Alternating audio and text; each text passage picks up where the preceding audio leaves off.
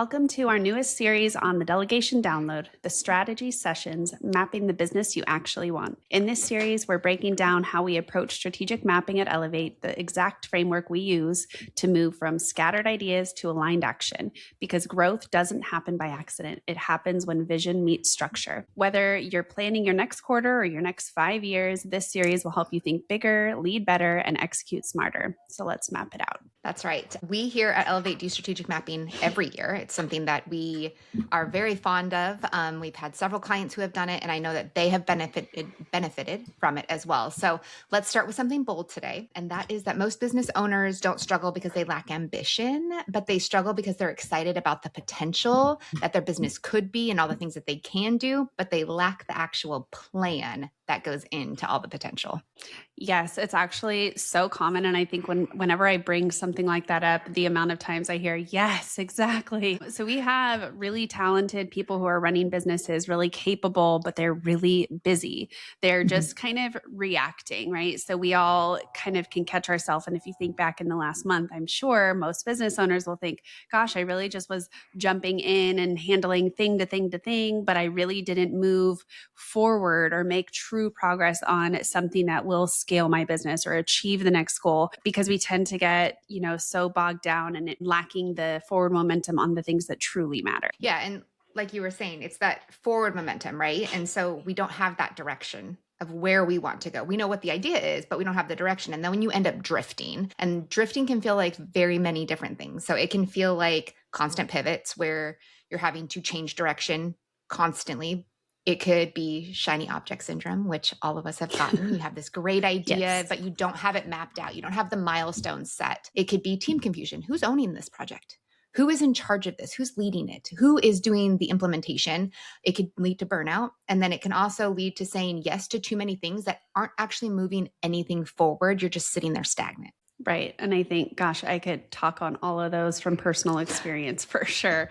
But shiny object syndrome, I think, is really common, especially right now with all this tech. I think that there are so many platforms out there that promise to solve all these problems. And so a lot of people will spend time and energy to try to shift over to this new platform, when in reality, I think you first have to figure out what the problem is and what the true solve is, because from experience and from things that I have heard people go through is definitely spending too much time, energy, resources in general, shifting over to a platform that doesn't actually solve the problem. It's like putting a Band-Aid over a big wound, right? Like we got to figure out the cause first, the true cause, before any system could actually ever solve it. So I think the hard truth is that growth without strategy is really just, it can lead to chaos. I think if you're just heading in any direction on a whim or without a true plan or purpose, you might be heading in the wrong direction or heading in too many directions, right? Like if you imagine the fork in the road and you're trying to go on all of them, that type of thing. So I think it really could create chaos without a plan. Yeah, no, 100%. And then we've also heard this, is business owners are strategic in their business. Every decision that they make in their business is a strategic choice to make their business move forward. So for those that are saying like, I don't need strategic mapping, I am very strategic in my business. I don't need something that says I'm going to go from A to Z and these are all the steps in between. I'm here to tell you that you probably do. And I would love for you to define, Ashley, what is strategic mapping for those that, like I said, are already being strategic in their business. What does strategic mapping do for the business owner, for the team, for the business as a whole? All right. So strategic mapping is, truthfully, it's honestly hard for me to describe because it's so much clarity comes from it. Even within the first sessions, we go through a few sessions where I dive really deep into first the foundations of your business. So first we build the mission, vision, and core values. So your business statements, what are you on a mission to do in your business?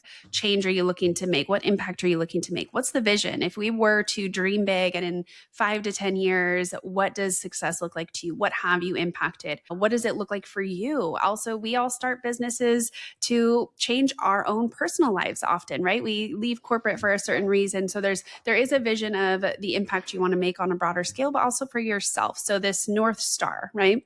And then your core values, that really are, those are really guiding principles of who do I want on this train with me in this mission and this direction that I'm heading? Who do I want along the ride? And that is your team, also your customer base. So really, who are the people that I want to come alongside me? And so those three statements, as minimal as it sounds, a lot of people are like, I don't need those. I have this idea and I'm going to go forward. They really are your guardrails against getting too distracted or shiny object syndrome, whether it's a technology or just a new idea, and not preventing you from making small progress on 100 things. And it will make sure that you're making progress on truly what you said you were setting out to do. That's where we start. That's the foundation. And from there, we go through the 7 pillars of your business, which is ranging from anything from your systems and processes, which is huge because what you do and how you do it is really important for any business owner who needs to scale. You need to know how to do it. And we also look at your finances. How are you tracking and organizing your finances? What about team? Do you have job descriptions? If not, let's create them. We've talked about this in other episodes before, why that's so important.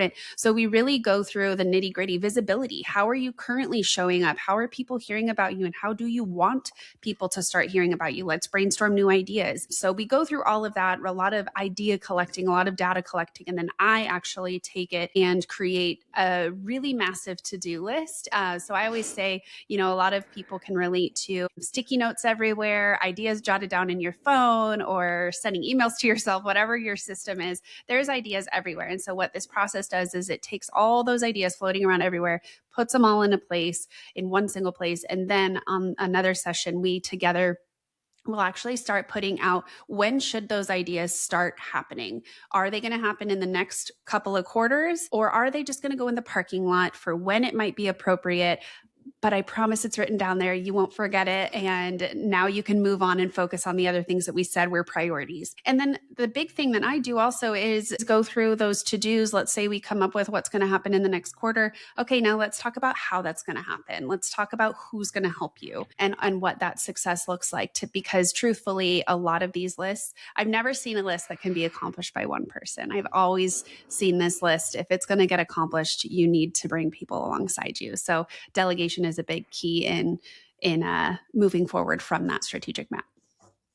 Yeah, absolutely. And we're going to go into it more in future episodes for this series in regards to like how you figure that out and the tips to really get clear on what you want those goals, projects, tasks to be and where they should go. So stay tuned because we will give you all that information. But I want to talk about what a strategic plan is not. Because I think a lot of times, like you were saying, you can send yourself emails, you can put notes in your phone, you can have all these sticky notes, but that is not a strategic map.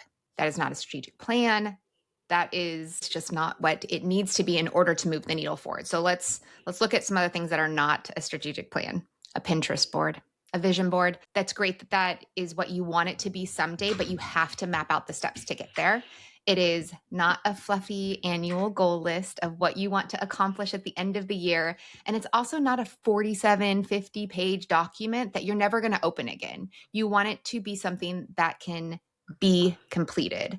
And so that is something that is very important, is to not think of it as a to-do list, because it's not just a to-do list. It is a plan. Yeah, I think the long documents of things, they're definitely needed in certain areas of a business for certain reasons, like outside investors and things like that. But let's be honest, nobody besides those investors want to really look at it. And you really want something more tangible, more flexible too. And, we break it out. We can make it color coded. We can use emojis, whatever it is that works for the business owner, that makes them want to keep going back and see their progress. It's so great to see the progress forward, and almost like that progress bar, right? And I think that when you said vision board, it made me smile, because I think that vision boards are super cool. We've done them together as a team here at Elevate, and I think they're fun, and we put them on our backgrounds on our computer to keep us inspired and all of that. But like you said, it's an inspiration, and it's a reason to keep going, but it's not necessarily the how to get there. So that's why I think the plan is so important. When I look at strategy, I think of it as it's a filter that helps you answer this, I mean, you've heard me do, like, I come up with all kinds of ideas, as do you. And then we are much better now at being like, does this align with what we said that are our priorities for this quarter or this year? That's because we are able to, because we have jumped forward on something we probably shouldn't have. It was too soon, or we stretched ourselves too thin. So, but because we've had this strategy and use it as our North Star, as our guardrails, we can use it as a filter to say, I agree. I love this idea, but we got it. This is what we said our priorities were this quarter. So let's save it for next quarter. We can ask, is this the right time? Is this the right season? Should we wait on this? Do we have the capacity? That is a huge question. We are chronic overcommitters here because we are so excited about what we do here. But the strategy helps us realize, no, we actually can't do that right now. So if the answer is yes, something else has to move. And it's because we have this map of what we're committed to right now that we can even ask that question or answer that question. And then also, who owns this? So the strategy, the part of the strategic map, like I said, is we decide who owns what. We have the really clear buckets, or maybe it's also just someone's really excited about it. They're the ones who brought that idea forward. So all of those things are pieces of strategy that help you filter your amazing ideas and the excitement that you're feeling to make sure that the time and resources that you're investing in all those ideas are purposeful, and you're not going to get burnt out, and you're not going to feel like you've started but not finished 1,000 things like that. So I think that those are all the reasons why strategy is so important. Yeah, 100%. And I think something that you mentioned about not like having clear priorities for that quarter. Real life example, as we speak, I have my priorities for this quarter, and one of them right now is paused. We just haven't moved forward on it. And so instead of sitting there and being like, I can't move forward on this, I looked at my list in my parking lot and I said, you know what, I can move forward with this and I can get this done. So that's also what the strategic map and your strategic plan does, is it says, okay, if you're able to finish these or you get stuck somewhere, you can move on to something else in your list that you have already established that needs to be done and make forward momentum there. It doesn't mean that it has to be done in this quarter. That's not what a strategic plan is. It is a guide to get you to the end. And so it's okay to move forward on something or to pause something because it's just not aligned in that quarter you thought it was going to be, but you have all of your things planned out so you can grab from your parking lot and move forward with something else and still have momentum going. That's one of the cool things about strategic mapping. It also, real strategic plans and real strategic maps have 5 things. A clear vision, like you were saying. What are you going to do? What is the end goal? And we talk about this in delegation a lot. It's not the how, it's the what. What do you want to do? What is your end goal?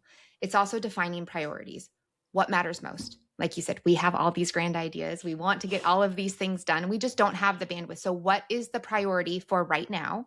And what can you get done right now in a realistic time frame? Measurable outcomes.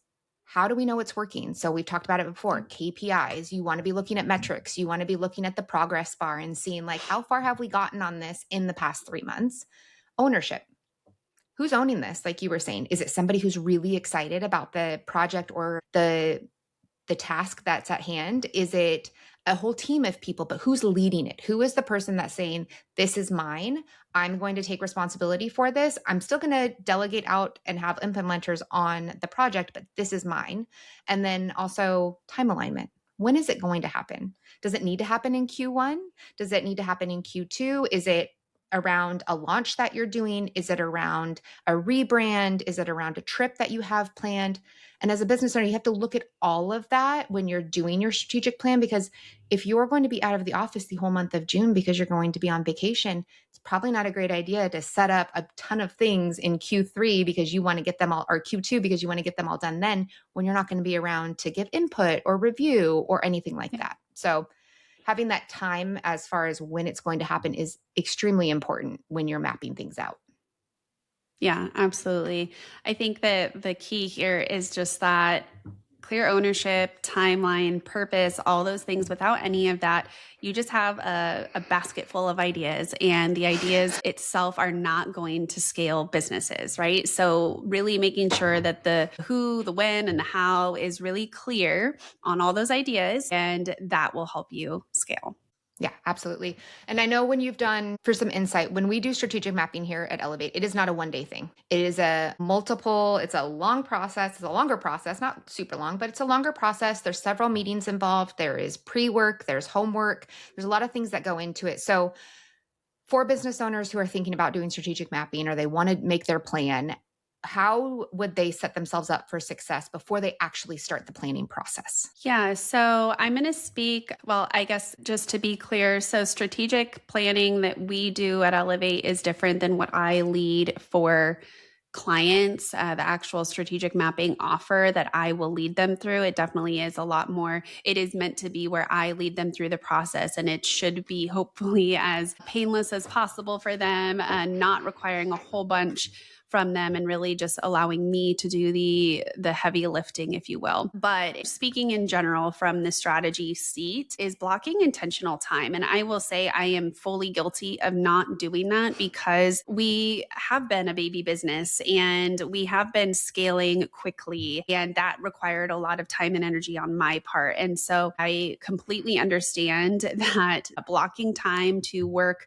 on your own strategy is very hard to do, which is another reason why I think doing strategic mapping with me is great. Like, it's on the calendar, it's dedicated time and all of that. And so that is definitely one benefit is you are dedicating that time, no questions asked. But that intentional time of not being interrupted by, your email notifications, Slack notifications, whatever it might be, I forgot I have to do this one thing really quick, really truly uninterrupted time. And I think the big thing is data. So really making sure that you are collecting data along the way. If you haven't yet done that, I highly suggest you start, and making sure that you're collecting some sort of data and metrics about your revenue trends, your client trends, your visibility trends, like how is marketing working for you, your team, how's things going with your team, things like that. So processes that might be broken, all of those kinds of data, you really need to make sure you're collecting and having that before you start dreaming up your strategy. So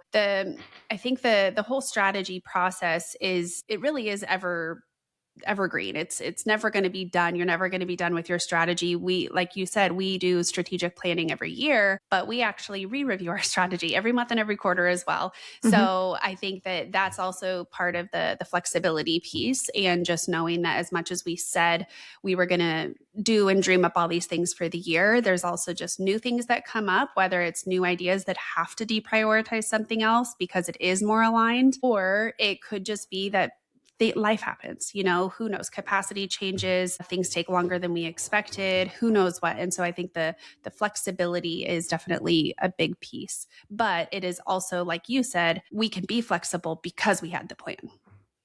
Yeah. And I think that for us here at Elevate, we have a smaller leadership team. Obviously, there are some solopreneurs that are out there that do not have a large team, or they may not even have a right hand to help them with the implementation.